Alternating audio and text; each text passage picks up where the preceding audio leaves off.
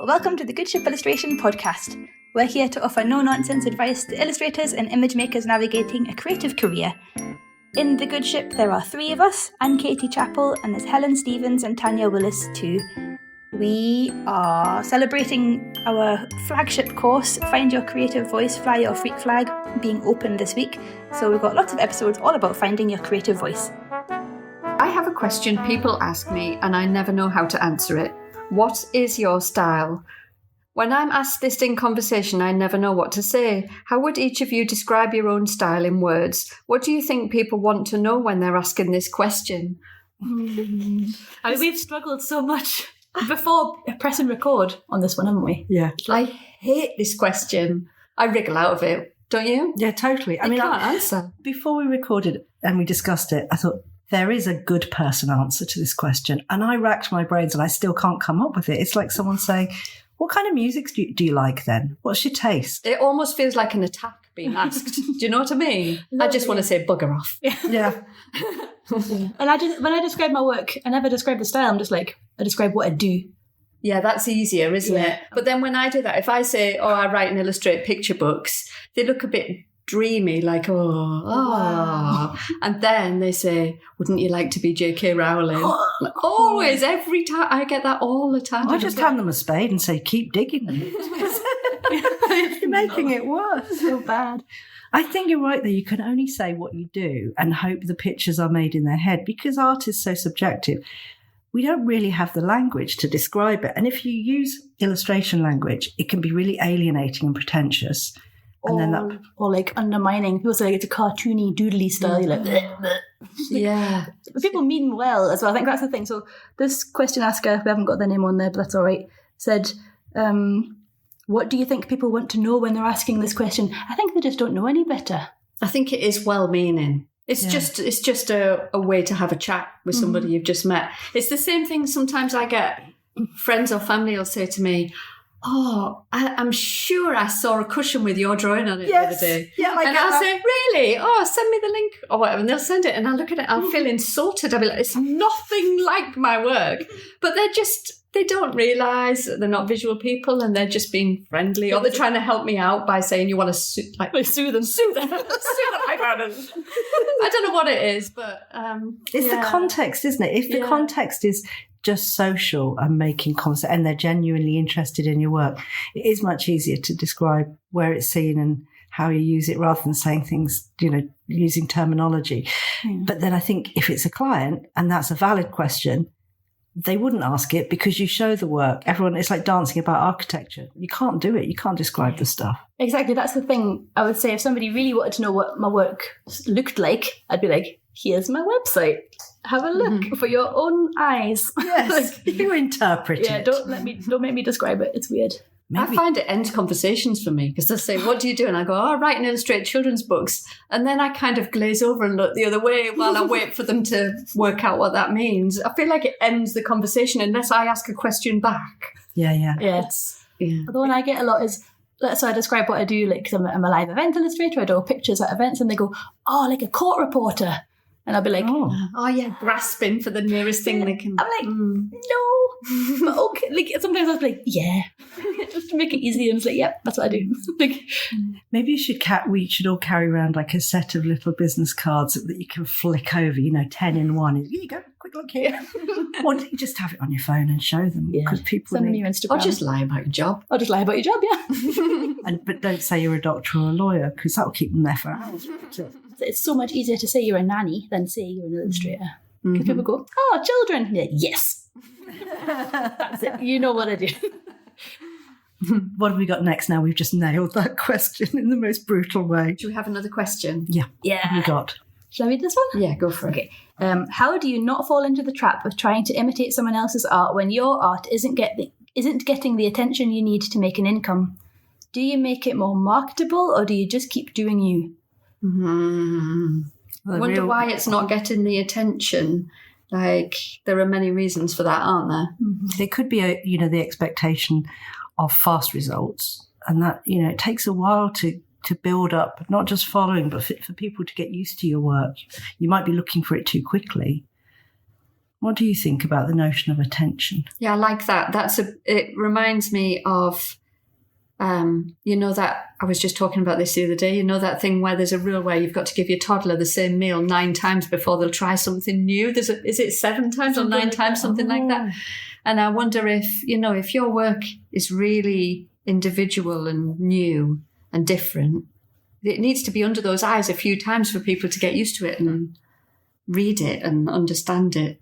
Yeah, and there's a lot to be said as well for like the business side of things. I know in these podcasts we're talking about the Freak Flag course and finding a creative voice, but because you mentioned marketableness, part of not getting the attention you need is more related to your marketing, your ability to communicate your value, talk about your work, even learning about things like search engine optimization. Exactly, that's what I was thinking. Yeah, so it could be that you maybe... So obviously we can't see your work. We don't know what we're talking about in terms of that. But it might be that your work doesn't need to change. You don't need to adopt somebody else's work. Maybe you need to focus more on your business skills. Get it under the right eyes. Maybe they're not sending out enough samples. Maybe they're not attracting enough people to their website. And that's such a good point because it is a numbers game. There's percentages. So if you send an email to 100 people, for instance, the official percentages are like less than 1% to 3% will buy if your marketing's really good in an email. But a lot of the time, we're not even getting 100 people to see the thing. And we're like, oh, I'm a failure, it's not working. When really, you're still above the average, but you just haven't hit the numbers to get people to hire you, to commission you. And that applies. So those percentages are even lower on social media because you know for yourself, social media reach isn't great unless you're doing whatever the algorithm wants you to do that week. So yeah, it's about kind of building up your audience, not necessarily on social media, away from there, build your mailing list, get your website up to scratch with good traffic. I hope you have a website. Sometimes, actually, I'm surprised how many times we speak to people and there's no website. And they're just working from an Instagram, which is literally throwing the interest into thin air, isn't it? Because they haven't got that website to double check on and have a proper look at your portfolio. Yeah, and it's soul destroying. If you spend loads of time on a piece of work, you think it's brilliant, and you post it and you get 1 like, and it's your mum. No offense, mum. You're just like, oh, what? Everyone hates me. Why should I bother? This is me on LinkedIn, by the way. Like I posted this morning. I had 1 like. It was me. It was Tanya. I tagged Tanya in it. I was like, oh, this is and like that's social coming media from Katie Chapel, but it does build up, doesn't it? I mean, it takes a while. But I think that's the soft end of the question. The other end is, God, no, don't copy anyone else. Yeah, absolutely not. You've got to be yourself. Faking it in any aspect of your life is really uncomfortable and awkward and it's unsustainable. And eventually, when you do get caught out, there's a lot of people copying certain illustrators who we really like, and you can see that work everywhere. And I'm thinking, we all know that. We can see it. People can see when you copy someone else. And if you adopt that style and suddenly you could get work from it, but you're lying. And it's really, I think that's a really dangerous path to go down because suddenly you get bigger and bigger until you get more exposure and the whole thing's a lie. Yeah. And at some point someone will say to you, your work really looks like, and are you ripping them off? And it's the ethics of illustration. And I think the ethics are really important, whether it's charging properly for your work, not undercutting people, but most importantly, not plagiarising. I think if you're trying to be like somebody else, the chances are that person's work is pretty in your face everywhere at the moment. It's out there. It's a successful illustrator. There are probably loads of people trying to be like that illustrator. So you're just going to be one in amongst loads of people working in a similar way, which is not a long-term plan, is it? When that work goes out of style because everybody's imitated that illustrator, where does that leave you? Yeah, totally. Then you've got to reinvent yourself. And if your mind is attuned to understanding your own work as it's slightly being a copy of someone else, you'll feel a bit lost when you're searching inside yourself for your own creative voice. So it really has to be about you and developing your own visual language and spending time learning about what you love and what really excites you. So it might be that you're in the early days of your career and it isn't realistic to expect attention at this point. I mean, I don't know, I could be completely wrong. Perhaps they're 10 years into their career. But if you just build yourself and build your own visual strength, then you've got the fuel to run for years and years. Yeah. And that's what we talk about in our course, isn't it? And it's called Find Your Creative Voice, Fly Your Freak Flag. And it's all about really, really digging in and figuring out what work feels best to you, how you best work, the stuff that makes you feel really good to put out into the world. And in that course, we actually kind of abandon the business side of things, don't we? We tell people not to worry about commerciality, marketing and commercial stuff, because you want to kind of put that on the back burner, find your voice, and then once you feel really good and you're like, yeah, unapologetically yourself, then you can move on and kind of mess around with all the nerdy business stuff. But I think people crave authenticity at the moment, and as the world moves towards a digital slurry of AI, as you coined it, Helen, it's such a good word now, because you don't even have to have the conversation. You just say digital slurry with a look on your face, and everyone knows what you're talking about and how you feel about it. But I think for analog illustrators and digital illustrators, developing your creative voice is more important now than it's ever been, and being authentic in a way that can't be second guessed by a machine. I mean, the Ramones would have never existed if there was AI. Lots of weird stuff would have never come about. The weird stuff that we love now, that is part of our culture, it was alternative, but now it's mainstream. Those things were weirdos doing their thing. And that's really why we did Fly Your Freak Flag, wasn't it? Be a weirdo. It's when we first made the course, there'd never been a better time to be yourself. But now, even more, isn't it? You stand out even more if you are yourself and embrace all your weird stuff. It grabs eyes because we see that sheen of three-dimensional digital visual culture everywhere and polished up photography and AI until we're so blind to it that when you see something that's genuine and unique, you're like, wow, let me go and look at that. That looks really interesting. And we help you uncover that in the course because we really dig into all of the stuff that you've always been into. It's very easy to take your kind of history and your influences and the stuff that's made you who you are, take it for granted and just not value it at all, just kind of forget it. And once you've got once you're a grown up and you've got all those responsibilities, all of those weird hobbies and habits and stuff that you used to do can get put to one side. But as an illustrator, it's really important to value all that stuff. So we really dig into that in the course, don't we? We've got special methods to unearth those things. You'll be like the Princess and the Pea. You'll remember weird stuff. No sleep. You'll find that weird nugget of goodness from, 40 years ago that you used to love when you were 8 years old. And that's what makes us who we are, isn't it? Finding those our cultural DNA and our creative DNA is often buried in the past. Would this be a good point to read out a brilliant testimonial that we got? I was going to say, you don't have to take our word for it. Obviously, we're biased. But we've brought nice things people have said about the course. So shall I read this one out and pretend I'm not me? Yeah, go for pretend it. For someone else. So glad I made the leap to join the course, having believed for years that I can't draw at all. All the exercises encourage exploration and make you think about drawing and painting in a completely different way. It's had the weird and fab effect of spilling creativity into my real job, and folk have noticed this change. Wow. Amazing. I've not read that one before. That's really interesting. And that's the thing. I think a lot of the time you can forget what you're actually interested in.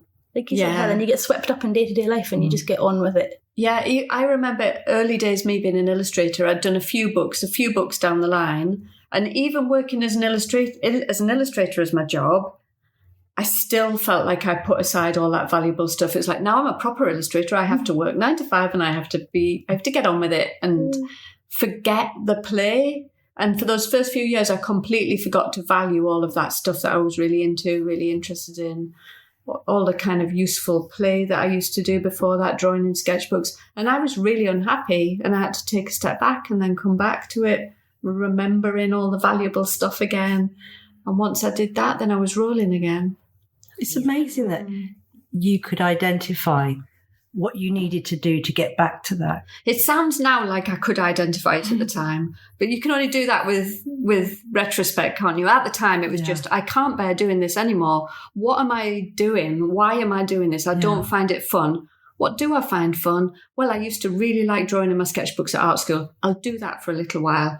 So now I make it sound like it was a plan. Of course it wasn't a plan at the time. It was just, I can't bear doing this. If I don't go back to my sketchbooks, I'm going to go mad. And then it all worked out fine. But it's a good story now, but at the time you don't know you're in it, do you? No, you're just blundering through, I guess. I remember a lot of time working on editorial, especially for business mags. Oh, that's so dry. Draw another man on a tightrope. Oh, finance is risky. Oh, God. Finding a way out of that. We used to have a book, a sort of fake imaginary book in this studio where I worked, and everyone would say, "I'll throw that cliche in the books." We had a list of all the business cliches. Brilliant. I love it. I've recently found a man called Dario Paniagua, and he specialises in helping live illustrators avoid cliches. And it's been so interesting because he talks about all the cliches, like a light bulb. The light bulb, yeah. And he helps you work out different ways of approaching them and stuff. But it's, again, the same thing, like play, figuring out what you're interested in, bringing your childish silliness to it and letting yourself be a little bit ridiculous. A lot ridiculous. Like the more ridiculous, the more your work stands out and the more people are like, oh, thank God, it's not another light bulb. So if you're feeling at that point in your career, and we've had lots of people on the course, haven't we, who are very well-established illustrators, and they just feel that they've been art directed out of shape. They can't feel their kind of core selves in their work anymore. They're unhappy with their work. And in picture book as well. People have done full 360 reinventions and come out with work that they really love. But we've also got absolute newbies in there, people who haven't drawn since school. Yes. And have started to draw again because they've just wanted to get back into it. And this has been a really good way for them to start again. Yeah. And it's a good way with people who are coming at it afresh to signpost them in the right direction, because quite often they think they should be doing things a certain way, which would just lead to them not being true to themselves, perhaps doing what they think industry expects of them, or doing something they recognise as illustration, which is already a sign that it's the wrong direction. If you recognise it already and you think, I can create this kind of images. If you know it too well, then you're not making something new. So we can divert them down the right path of finding themselves. Yeah. You don't know what you don't know. I know. Isn't that, I love really that phrase. But it does solve a lot. Yeah, it describes a lot of problems. And then we have people in the middle, don't we? People who are perhaps in the second or third year of their career, or people who have graduated from illustration and maybe gone off to do another career or had kids and want to return in a different way. Yeah. Or people that are like super successful, doing really well, but just know that there's something else they could be doing or having more fun with their work. They see them in there as well. And we have a great gang of data scientists. Yeah. And Helens. Weirdly, the two biggest groups. Yeah. Do you remember the first launch? How many Helens we got on that first launch? Yeah, we're like, are you called Helen? Come on in. If not, change your name. Well, if there's any Helens listening, if you were in any doubt, clearly you must join. Or data scientists. Yeah, but anyway, the doors are open now. We'll put a link in the description and stuff so you can hop in. And if you've got any questions, we'll put links where you can get more information and where you can ask us questions and things if your question is not answered on the other page. And we've got Art Club on Friday. Yes, Art Club on Friday. Ooh. We don't do Art Club every week. We do it now and again for fun. So if you're worried about missing it, make sure you're on our mailing list so you get a heads up. See you at Art Club. Yeah, see you there. Bye. Okay, bye. Bye.